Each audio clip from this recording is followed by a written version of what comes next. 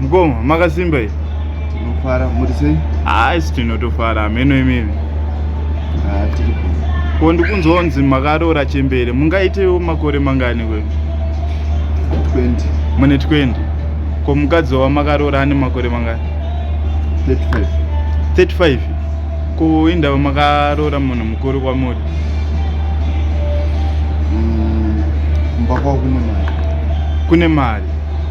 Mari ndo yamakada paari. Ndakangodawo zvese. Iye munhu wacho munomuda here mukadzi wenyu? Saka mane vana vangani muri mese? Iye pane zvakaitika pachibereko. Hamuna vana. Saka mane makore mangani muri mese? Pane 2 weeks. Mane 2 weeks muri mese? Ko zvamuri kuratidza kushushikana chii chiri kunetsa? Hapana.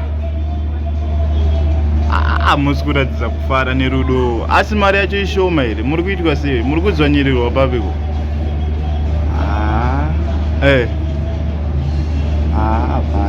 Hapana. Zvese zvakarongeka? Zvakarongeka. Kwemi hamuno here tumwe tuvasikana utwe chidiki? Bozi munhu wamunaye chembereka? Ndina vasikana. Hamuna vasikana? Iye paari ndiye 1 yeye? I1. But mukuratidza kushushikana, musi kufara kaimi. Chii chikunetsa? Ndikufara. Mukufara? Iri kukwanira here mari yamuri kupiwa? Haisi kukwana manje. Ndine ndichida mari yekutenga fodya. Ndichida mari yekutenga doro. Ndichida mari yekukwaisawo muwallet mangu. Musi kuipiwa iyoyo? Hasi kundipa kama. Akangondipa 2 days. 2 days? 2 days. Akangondipa mari. Pangopesa apa ndichapiwa mari. Handi ndo mari yamakada here? Chiitai zvekudanana?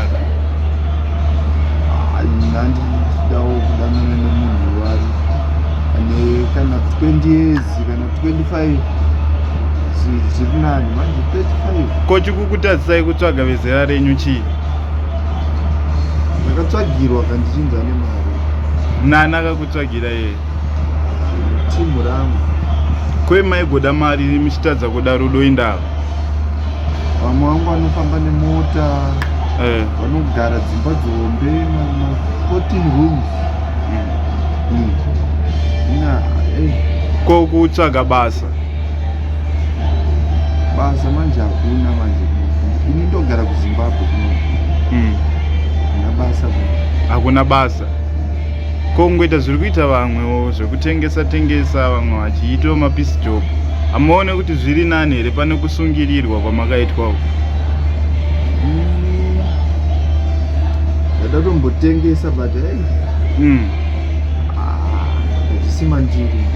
But zviri kuratidza kuti muri kusuwa asi ari kukurova here mukadzi uyu? Ane vana vake, anosiya akandichengetedza vana iye achienda kubasa kunotsvaga mari. Saka vana ava ndo vari kukushungurudza here? Ndichivabikira, ndichivabvisawo manapukeni.